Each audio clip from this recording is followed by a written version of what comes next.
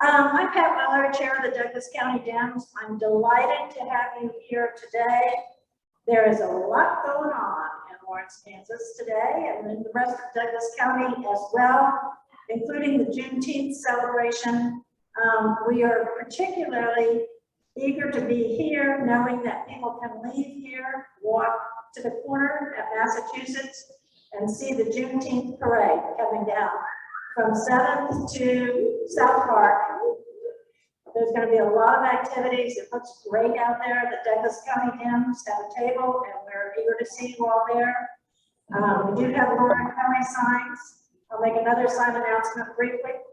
But we are pleased to welcome you here today, and we are very pleased to hear a debriefing from what was amazing, not necessarily good, but amazing legislative session. But some good things happened, some bad things happened, and as you know from the title of the program, some of those was unbelievable.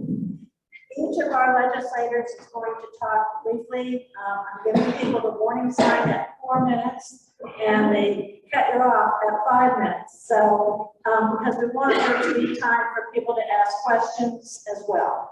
Okay? For questions, you're probably going to need to use your outdoor voice, so feel free to kind of walk up. I've got some cards that we can hand out as well, but we do like to hear from you. Our sponsors for today's event, Jeannie and Mark Petrell, Steve Lopes and Lois Lopes, Kurt and Marilyn Hall. So thank you very much for your continued support.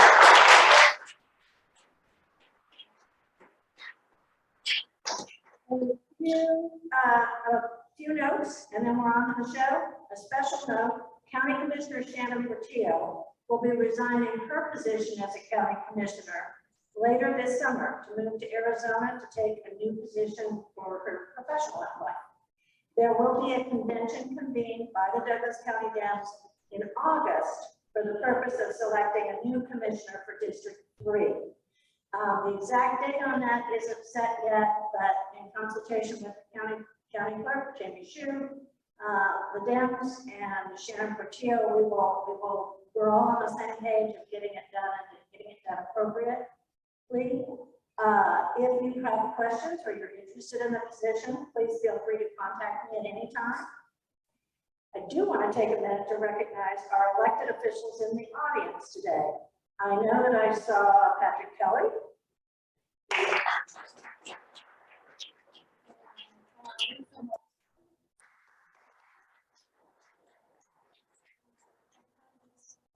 This group of rogues out here from the state legislature that we'll hear from shortly. Have I missed anybody?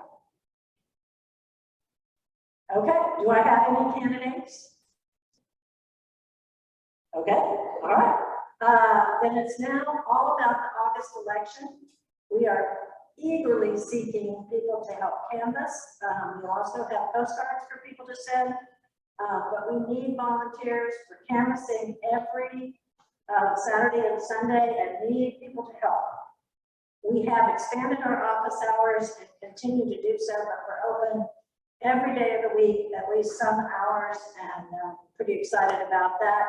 Amy Miggs gets a lot of credit for that initiative. We are out of the vote now. However, we have more, and they should be here hopefully early next week. We won't quit until it gets really tight up to the election. So we want those out there, and that's important. We also do have bumper stickers, so those we have now.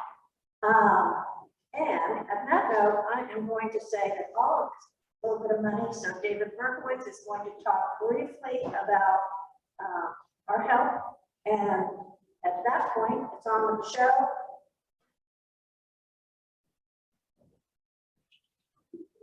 I would walk it over, but it won't walk very far. Okay, I probably can be heard without this book. Okay, good. I was told to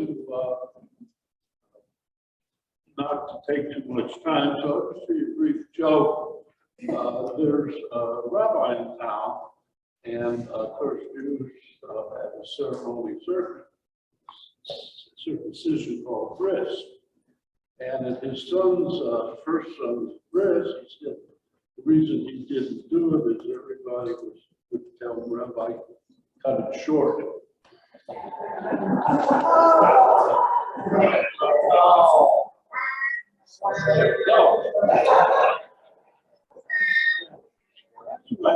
So, you know we need money. Our chair is so good, we need it for. Please be as generous as you can, and if you can't put anything out in. Don't take anything out.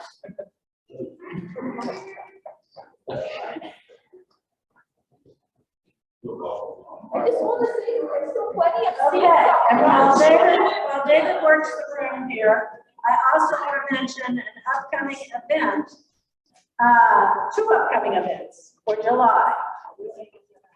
July, we will have our happy hour, not on July 4th, because a lot of people have family plans and travel plans. It will be on the second Monday, July 11th, at Black Stag Brewery on Massachusetts Street. Thanks to Kathleen Harmon for arranging that. Our next Saturday seminar, believe it or not, will be back in the auditorium at the Lord's Arts Center. We like this space, but we like our home too. But thank you, Lisa Perdone and her staff for making it possible to keep going, even when there are conflicting space needs back. So at any rate, we will be back third Saturday of the month. We'll be at the Lawrence Arts Center. So with that note, I'm going to introduce our elected officials that we're calling upon today.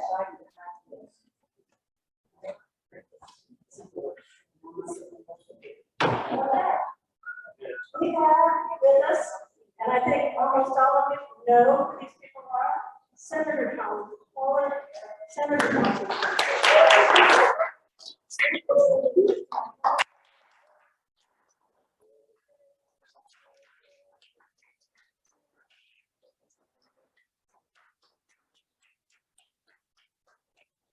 Guys, I'm going to be tight with the time today, and so Senator Holland is going to start off, and you get a warning at 4 minutes, and unfortunately,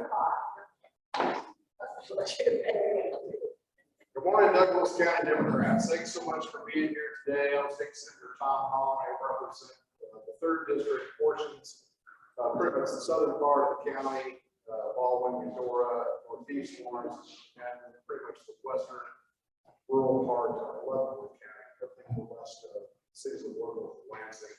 I'm at the farmer's market today. I got my winemaker hat on, so I'm really brief. I won't be too chatty, I promise. I'm going to focus on things specific to taxes. I'm the ranking member of assessment taxation. I'm going to tell you quickly some things on tax. First of all, hats off to Governor Kelly. She got through the asset tax bill. Shame on those Republicans, all the any balances that we had in our state fund, and they purposely spied her. She was calling from the get-go complete elimination of state sales tax on food, effective on July 1st. And we're going to give her a political victory because they know they're in trouble. But anyway, we at least got a tax put through. It'll start January 1st, 2023, and there's basically a ratchet down in 3 years. So I believe by January 1st, 2025, it's eventually gone. But anyway, so we are going to see some food sales tax rates starting next year. No thanks to the Republicans, all thanks to Governor Kelly. I'm going to talk about really some tax things that I personally wrote and got passed into law. The stars aligned for me. It was really weird, but a great year. First of all, homestead property taxes. I don't know about you guys. I got my assessment valuation notice. Our house was over $50,000. I introduced 4 years ago, got passed this year, something called the Golden Years Homestead Property Tax Freeze Program. Basically, if you're 65 or older, your house is $350,000 or less, and you make $50,000 or less in income, you actually get a freeze on your property tax as long as you maintain it.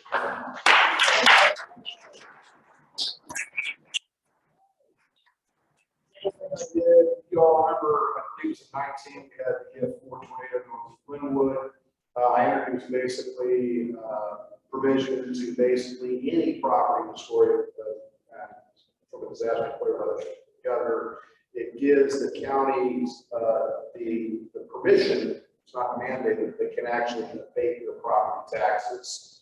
So you don't have to pay property tax on stuff that's been damaged and we'll get it back later. So that went into law this year. Also for our small business owners, you know, I run a number of small businesses. I was one of the businesses that actually had access to PPP funds for my business. I know a lot of small proprietorships, other folks did not get a dime in their community banks.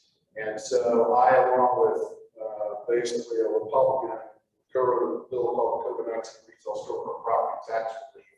Basically, if your business, if you have a retail storefront, you have traffic coming in that you rely on to do your business, if you were ordered to shut down, like with the county health person, state, whatever, where your hours are restricted, it's basically a way for you as that storefront owner, whether you're owning that storefront or you're leasing it, you can actually get a rebate payback based on the calculation of your property tax. A lot of businesses went out. Those businesses, they can't collect on this, so basically trying to get some dollars. Once again, this was geared for our more urban folks, our rural folks did not have access to those community banks to the dollars. And that's what that thing was for. And the fourth tax bill I introduced, got passed this year, was basically an income tax credit for teachers. We know all the dollars they pull out of their pockets each year for classroom material and supplies. And so I introduced a bill. This was with the idea from Karen Tyson, our chair of some tax. I introduced a bill basically to give our teachers, both public and private school teachers, a $250 tax credit for materials in the classroom. I'm done.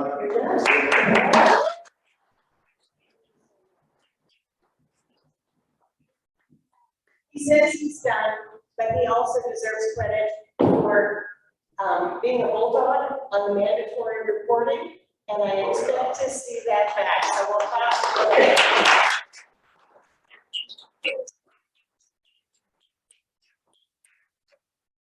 Somebody also with community obligations, Amyx, no, yeah.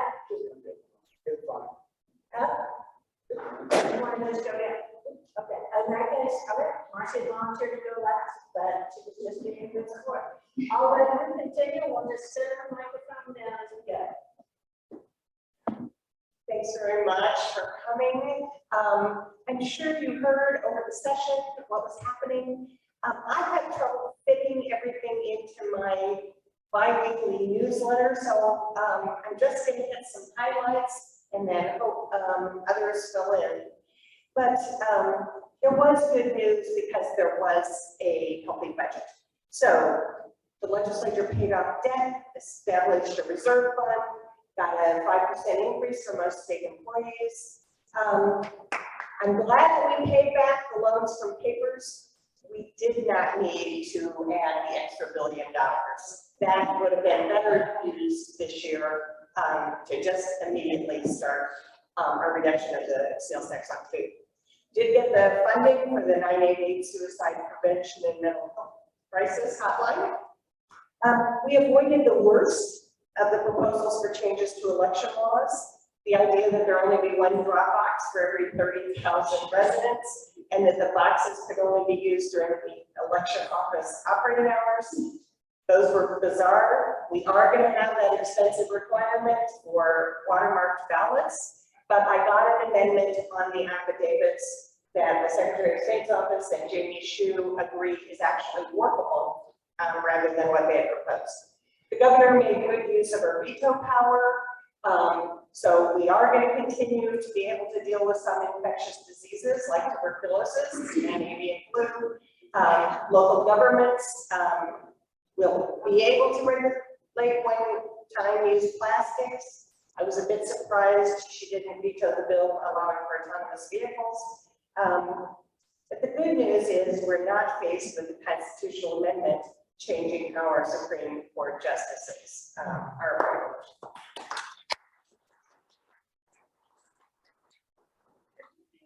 it's not always so good. We passed some tax credits for housing assistance along with daycare assistance, but there are no requirements for energy efficiency in building those houses. And we're not helping people if staying in those houses is not affordable.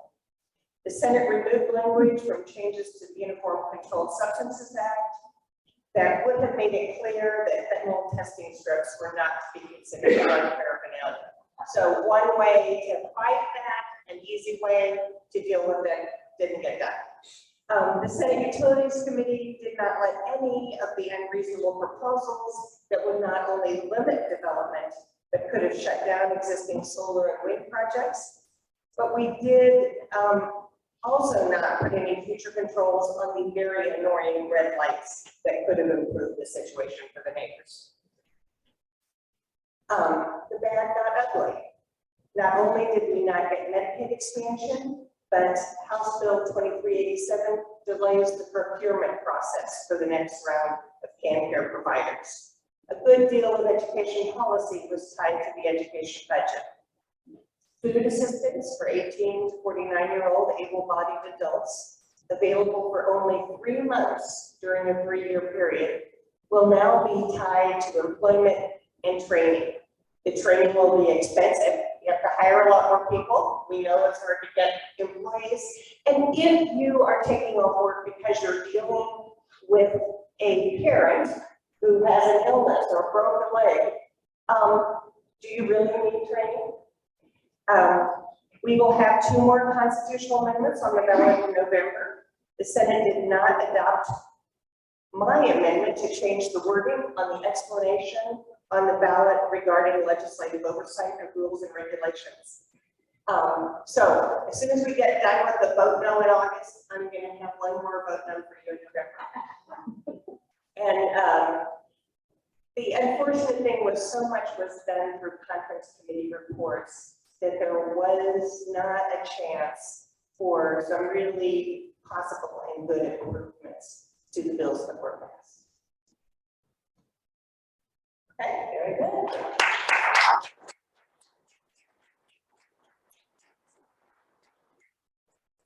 Hello, my name is Christina Haswood. I represent House District 10, which is going to change a little bit, but now I'm entirely in Lawrence.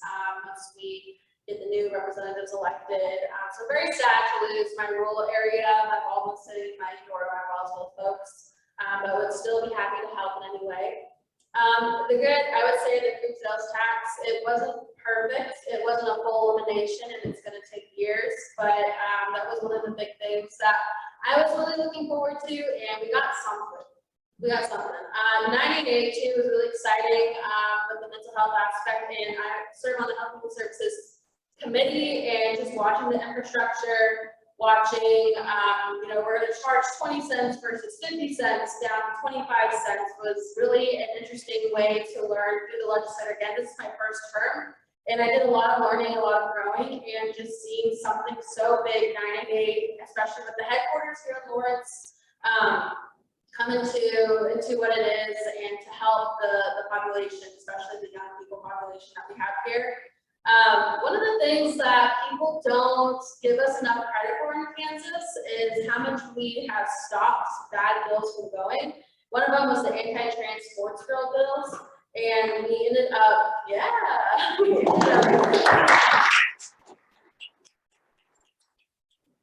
sustaining that episode twice, and yes, and I'm all about making Kansas a welcoming environment. Everyone here in our state should live a happy and healthy life, and I'm so glad to see that we were able to stop such hateful legislation. And a little kind of exciting thing is sports gambling, and you're probably wondering, why am I excited about sports gambling? So in this aspect, I also serve as a ranking minority on the Joint Committee of State Tribal Relations, which deals with the casino compact. And casino gaming on Indian tribes is one of our biggest ways of exercising our tribal sovereignty. It brings in income to tribal nations. We all probably know about Highberger and Ballard, and how they are not only building a new, renovating their hotel and all that, but just how they have taken that money and started to kind of dwindle away from the support of the government. And with their healthcare that's culturally tailored, They have language revitalization. They do diabetes prevention, fun runs. They always got something going on. And they even have from their senior care center too, which when I was in grad school about 3 years ago, I got to go and volunteer. So it's really great just to see how we have this avenue for tribes, and I look forward to working with either updating or editing compacts once we move forward with that as well. So we did get that passed. It was an ugly way how that got that passed, but it's exciting. I think medical marijuana is something that we hear a lot. I personally am for recreational, but the medical side I think is really great.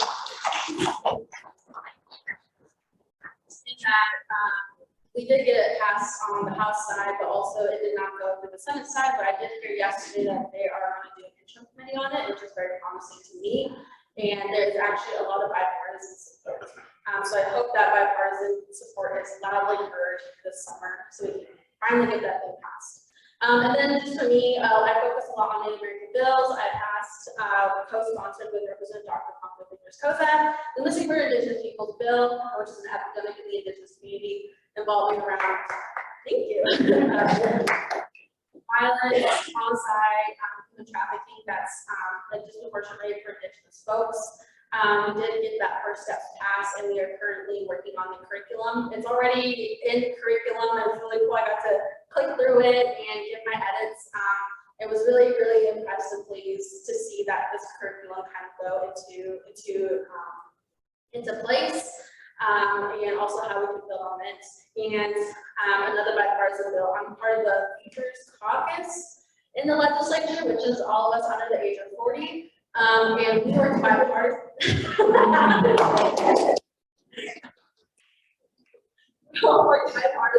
on a first-time home buyer's bank account. And I mean, like me, I had not had my first home yet. I sold an apartment with a legislative salary. It's not looking like I'll get a home anytime soon. But it's good to know that we are creating avenues and resources for folks who do come from that background and who have family and support systems that can put into this bank account. It's better than nothing. And then a couple back things to wrap things up. I think I was really disappointed with K-12, and especially here with the 497 suffering through our funding, and a lot of our schools were up on the chopping block for closing. We do have a classroom that's going to be mixed with grades. That why was not the K-12 budget committee on the House side focusing on budget issues. It was really disappointing to see that they rather push scare tactic narratives and stick congressional districts. We're now in CD1, so welcome to Western Kansas. Just that, how are we building that and creating those ties? And then again, attack on sustainable energy, attack on not creating more access to SNAP, to foods that help actually children and single parent families. It was really disappointing to see that debate on the floor, the lack of care to, you know, to our young population who come from a vulnerable state. Thank you.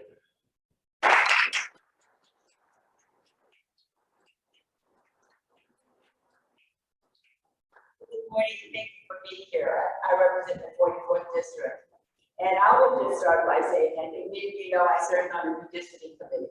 And that started last August, when we did a 14-stop tour around the state of Kansas in 5 days.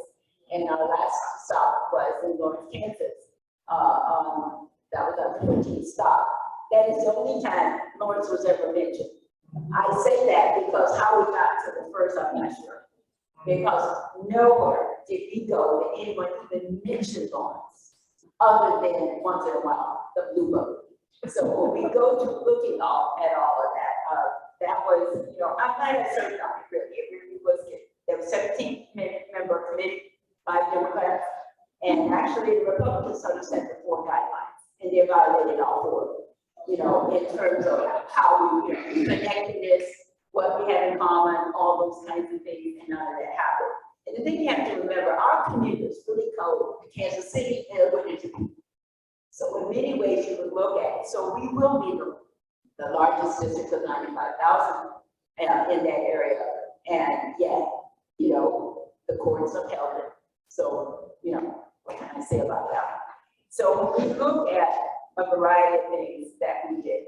There's lots of things we can talk about that wasn't bad, but I'm gonna talk about some of the things that we really did, because there's a lot of people today very thankful. They're smiling, they're happy about those things that we accomplished. It seems that everybody knows about the bad, but they don't always know about the good. So I'm so glad that we're talking about a lot of the good today. The food tax you've heard about, and I think, over a period of time, yes, it would have been nice to have it immediately, but you kind of know in January, 6 months from now, you're going to get a break. And then the next year, you're going to get another break, and 25 will be down to 0. So was there another way to do it? Yes, there was. Was there several ways to do it? Yes, there was. But who's in charge? So you kind of figure out what really happened. But did we benefit? Yes, we did in many ways. There's some things that I'm very, very proud of. 988 is something we've been working on for a long time, suicide. Suicide is up, has increased tremendously in all 50 states. And one of the things that we're most concerned about, that the rate is extremely high between 10 and 15 years old. So that tells you something about how long it is and how we don't think children get depressed, but they do. And there's a lot of awful things happen in a young childhood life as well. So 988 will be big, and Lawrence will be part of the hub for that. I serve on appropriations, and part of it on appropriations and social services budget. I cannot tell you how pleased I am. I could go on and on and on about what social services budget did in many ways. The ones that most people are pleased that I get on my emails for, that we get requests for, is student services. We pushed for a 25% increase in home and community-based services, personal care provider reimbursement. If we look at Highberger, and we talk about our mental health, our bird in town, all of that is huge. They haven't seen that kind of money. We're talking about over $121 million.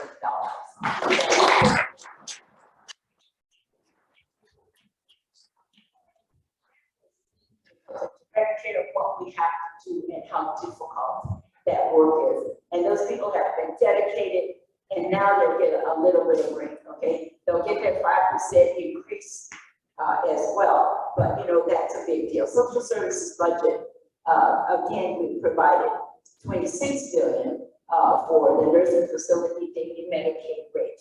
So that's money we have. Extended Medicaid coverage for postpartum women. We went from 2 months to 12 months. Because postpartum doesn't immediately present itself.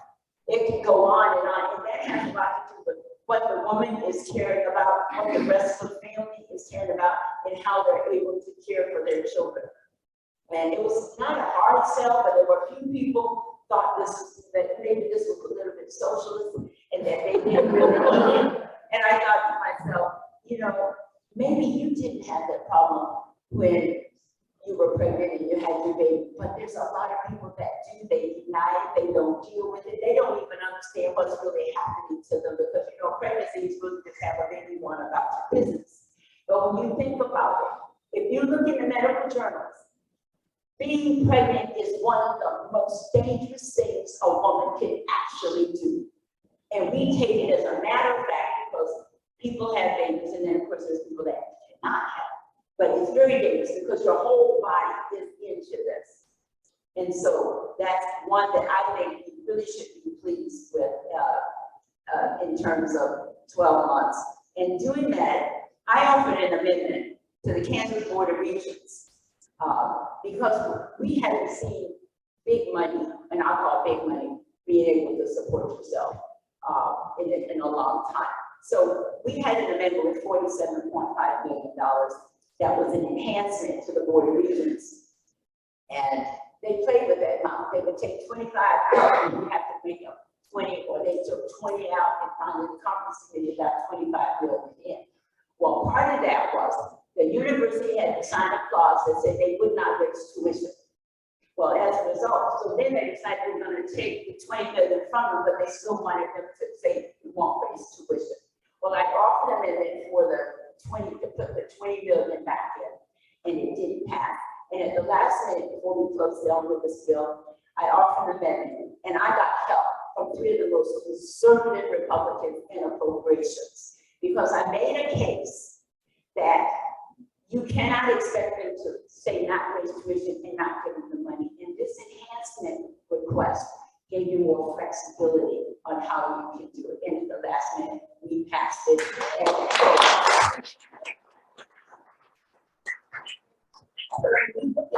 That made a really big difference, I think, in the process. And the last thing I'll just simply say, I have offered a bill for no guns on campus every single year. 3 years ago. Red flag was a thing, and I've offered the B flag, red flag for 10 years. So hopefully we're gonna get it one of these days.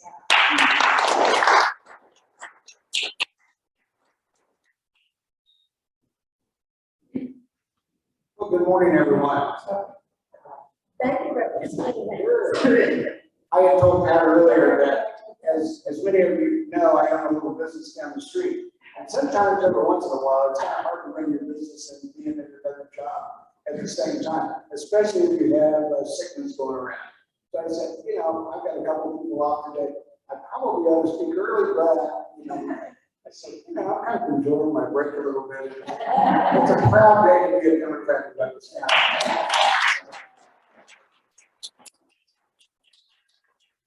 I had the opportunity to serve with some of the greatest people around. You know, the Douglas County Delegation. Everybody has their part into the programs or the bills that they support, and making sure that Kansas is a great place to live. You know, during my time in the legislature so far over the last 4 years, the opportunity to serve on local government committees, surprise, surprise. But I serve also on higher ed budget, and I serve on general government budget. And in those things, in the afternoons of my life, I see a lot of numbers going through as Barbara does, but making sure that this process works. I worked on a program that was going to help our court workers, our people who work in our courts, who help carry out the function, make things happen, as putting together legislation that was going to give folks in those positions a raise. I mean, it's really sad. It's really sad to sit back and watch people who are working for other people. I mean, truly working for other people, making sure that they have the ability to go to work and not have to worry about how they're going to make house payments, how they're going to make rent payments, how they're going to pay for food. Those are important things, and that's something that I'm very proud of. But it wouldn't work if I wouldn't have the help of people like Representative Ballard on appropriations to make sure that this is carried through. As you look at our program, and she does a super job along with the other representatives, but making sure that as things that me and others on our committees, make sure that they pass on out of those budgets, you're able to bring them home and make sure that they get it back. And I appreciate that hard work. Just because we worked it doesn't mean it's going to come to pass it. So I wanted to make sure that I thank you for all the hard work that you do in making sure that those things work for all of Kansas.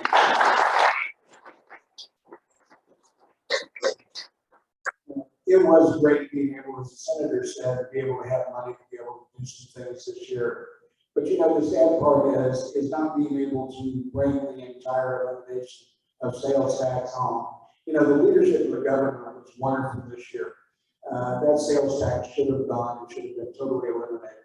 But we understand that in the House, 86 to 39, I still can't figure those out. But anyway, yeah, okay. But no, those are numbers that we really need to change. Here we are in the situation. At least we have a program. We see the end in sight on our sales tax. I'm a big believer if we have a whole lot of money left at the end of the day, part of that money needs to go back to you all. I mean, we need to make sure that it goes back. Probably one of the worst things that I see, we didn't even have a whole lot of discussion on the $250 rebate that was proposed by the governor. That was something that could have helped a whole lot of people during the times that we lived. I would have loved to have seen that come forward. You know, something that I'm very, very proud of was the elimination of, as the governor put forward, the bank of KDOT. When we stop and consider our infrastructure that we have in the state, and we saw a prime roadway over in Topeka where, you know, there's a bad situation. I think it's important to make sure that our infrastructure is done right. The monies that come out of the committees that go through appropriations and ultimately signed, by the governor and go through both houses. Those things need to be taken care of. Those are so important in our state, and we will do that now. As we look to the future, one of the really most unbelievable things that I see in the end is why we can't have more than 39 Democrats in the House of Representatives. I know all of us are going to spend as much time as we possibly can, making sure that we get the word out, make sure that we get the kind of people, the good quality people that are able to carry the programs out. They're going to work for Kansans every day to make sure that they're getting a fair deal on every day that they get up. They're taking care of their families. They're going to work. They're taking care of their jobs. They're making sure that they're able to make ends meet. It is so important that we do that. It is time to elect more Democrats.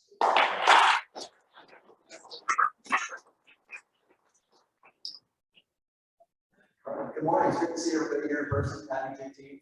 I'm Boog, Highberger. I represent the 46th district, which is a lot smaller now than it was last time I got here.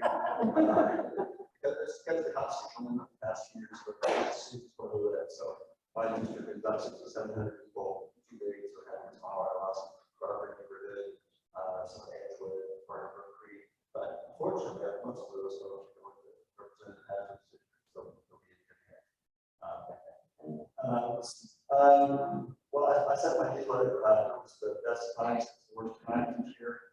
On the one hand, after President Ballard and how we were able to fund a lot of things we had for a long time, I think we got the largest, we will have the largest ending balance in history this year, over $1 billion. So thanks to the governors, our work, we're in great shape there. But on the other hand, the session was the worst I've ever seen for lack of transparency of house rules and political posturing instead of having to for constituents. And we really saw that at the end of the year. A lot of our colleagues stepped down. A lot of the less crazy conservatives, a lot of our folks, been there for a while, but they're just trying to step down. I'm really concerned about what things are going on. So I can represent Amyx. We need to work hard to get more people to Representative Haswood mentioned marijuana. I got appointed to the conference committee on the Senate and House bills for the end of the session. I thought we were really close to a compromise that will work for everybody. Didn't go anywhere because the Senate president didn't want to. Yeah, that's something over and over. Have small people shut down the legislation. Another example of that is I'm on Democrat on the Corrections and Juvenile Justice Committee. I really thought we had a bill, of course, really serious criminal justice reform this year. But at the start of the session, the new chair told me that he wasn't going to run anything. He didn't get all with the process. The problem is that all of our bills go through the Senate Judiciary Committee, and the chair of that committee is Senator Kelly Warren. So all of our votes for justice reform dash of critical admissions for one person. But one thing we did manage to get through was for our offender registry. We have probably the most extensive offender registry of any state in the country. We have the driver offender registry that falls on the past, the violent offender registry that falls on the past, and one of the broadest sets of registries. So there's some really solid bills to next change that what we're able to do was to try to offer one program registry. 5 years short registry, which will help get back to a full. Can't hear you very well. Get back to a regular life. So I will, since I'm going last and I don't think everybody else has that, I'll do a choice. I'll have a question.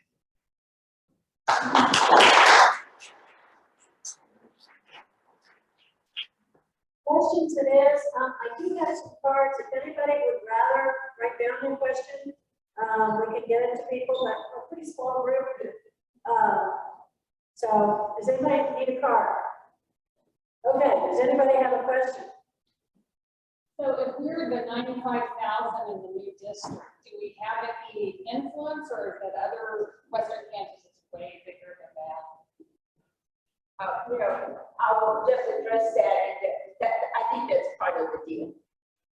What we did, I also pointed out to the committee that, you know, we were targeted twice. 20 years ago, they split Iowa, west, east, and that was to the new backbone, because next door was running in Johnson County.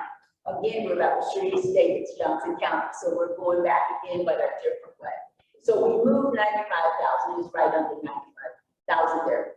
We're the largest voting block, but you have to remember, they have all the other counties.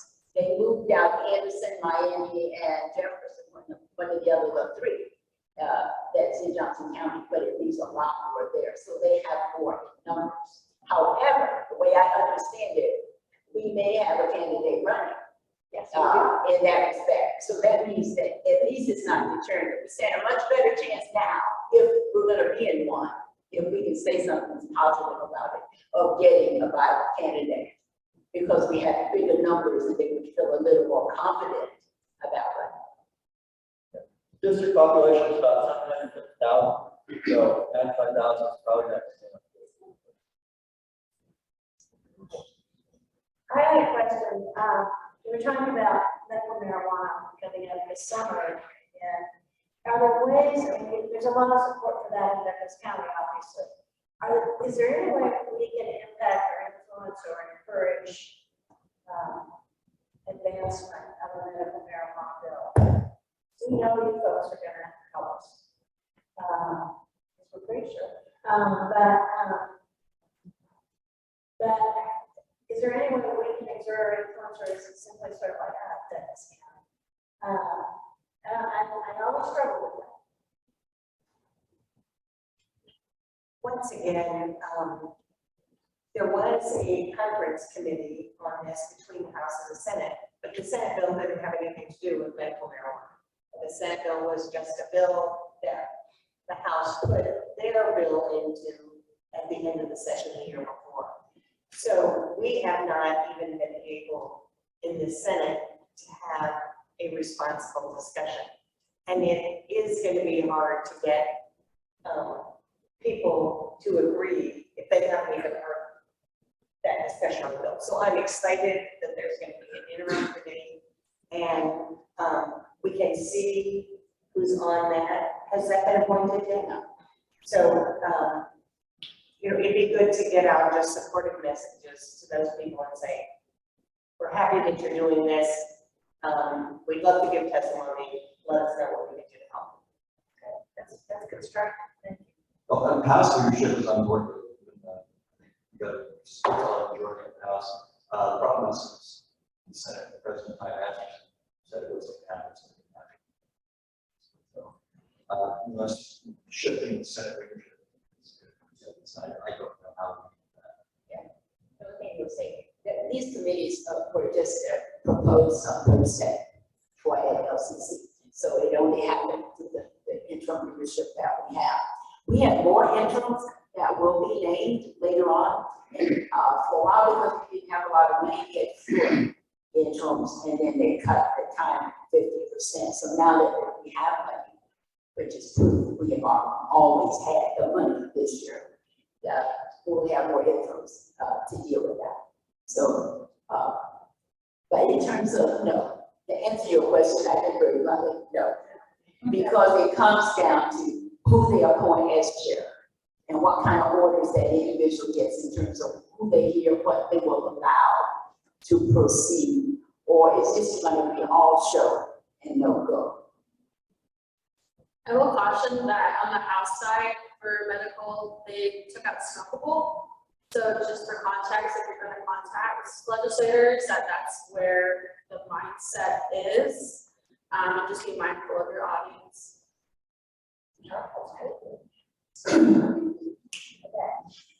Questions? I'm a little surprised. There's one. I got one.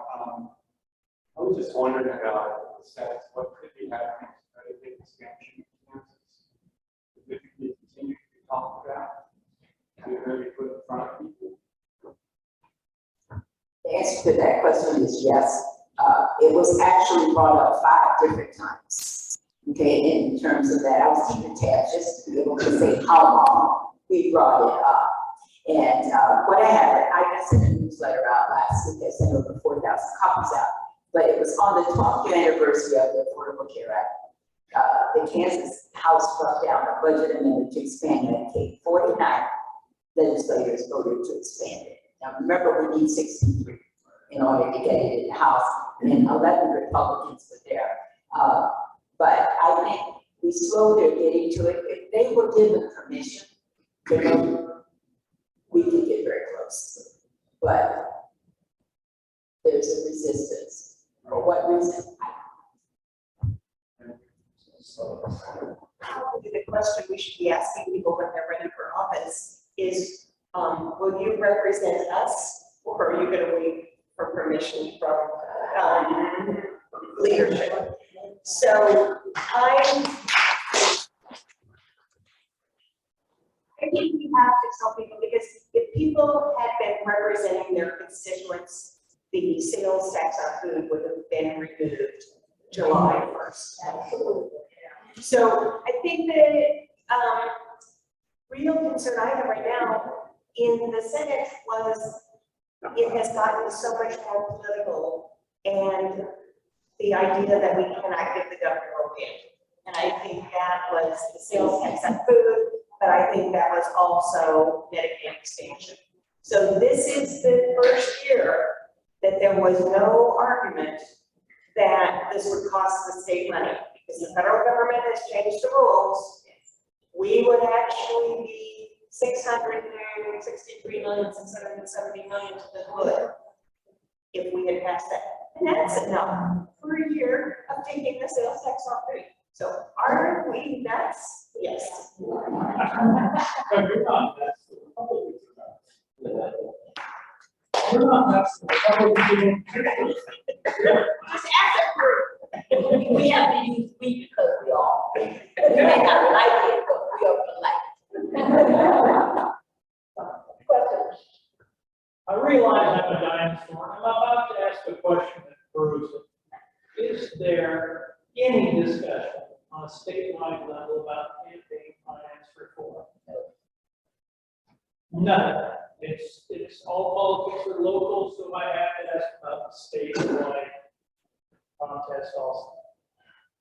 Please get back to us and let us know what your ideas on campaign reform in the state level you think would be good, because we, I think, have better laws in the state than we do federally. But so if you have ideas, write to us about them. And the first thing you do is introduce a bill and go around and say, hey, we can do this. But again, give us your ideas on that. More questions, sir? This leads me to my observation. Being a news junkie and probably not all that well read, even though I feel like I'm a news junkie, man, I don't hear enough progressive voices in the news, particularly in the Kansas discussions. Gosh, I think you should be louder and prouder and demand that you get that voice. No, you're laughing, but I think the right is winning this social media, they're winning the loudness battle. And progressives have a proud agenda. You don't have to lie to be loud. What we can tell people what they're saying. If you're looking for a great source of progressive shake house news, Denver, Kansas Reflector.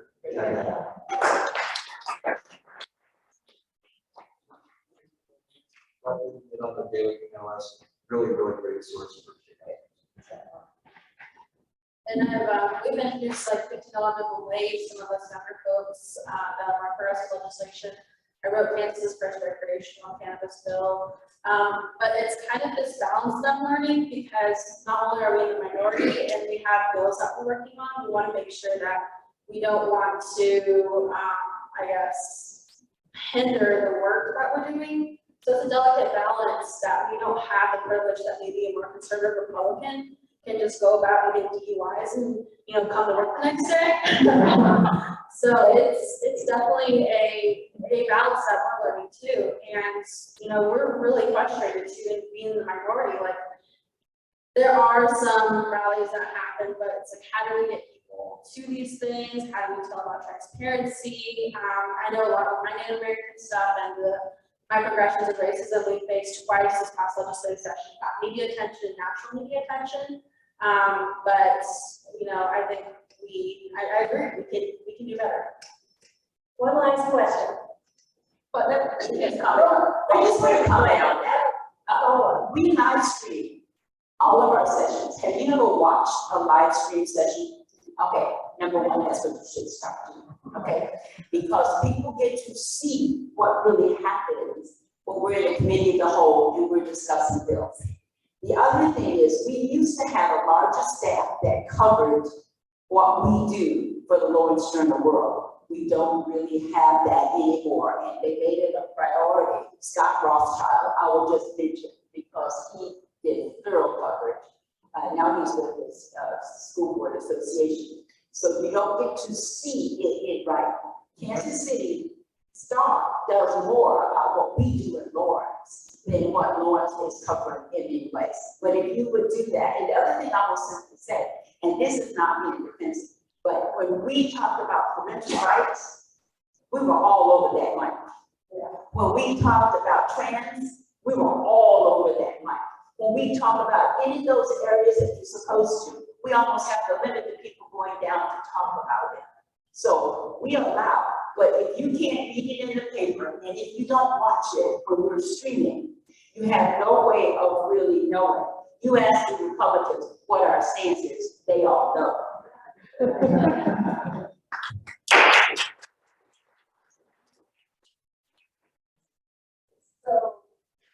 in regard to that, I feel well represented by all y'all. However, I wonder if there's any way we can influence the people that do not represent me or my fellow constituents if they want. First, Well, the answer is yes, and the rest of it do.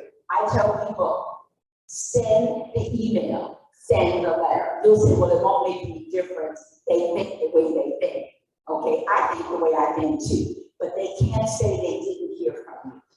So the thing is, if you don't say it, they'll say, I didn't hear from anyone.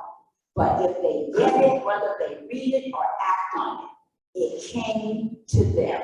So that's the road you can leave a message on the phone, keep their administrative assistant busy, taking your message.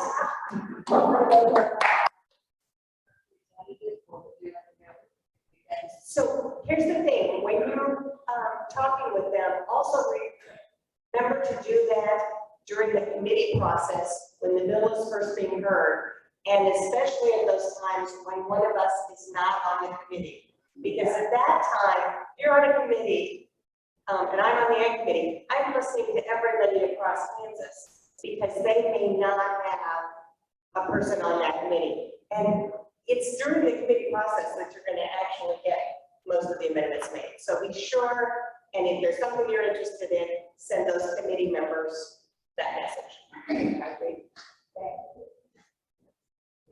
I would also, so I think about this question if a very conservative Republican came and talked to me about my issues that I don't agree with. Approach with respect, because if I get an email that's like, you crazy liberal Democrat, I'm like, but I think I always emphasize this too. If you can come to the Capitol and meet in person with legislators, that has a lot of power. Just grab coffee with them, or just say hello, maybe go to their events. When we were in CD2, I would go to Jake Turner's events and be like, Democrat, I'm here, I would like you to go this week, maybe he's not going to. At the same time, probably remembering the conversation. Okay, we have been incredibly efficient. You folks have been incredibly effective this year.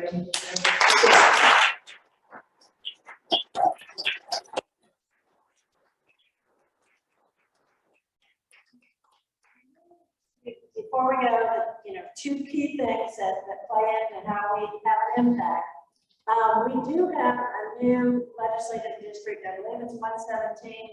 Noreen Spears had the map outside. She may have, is Noreen still here?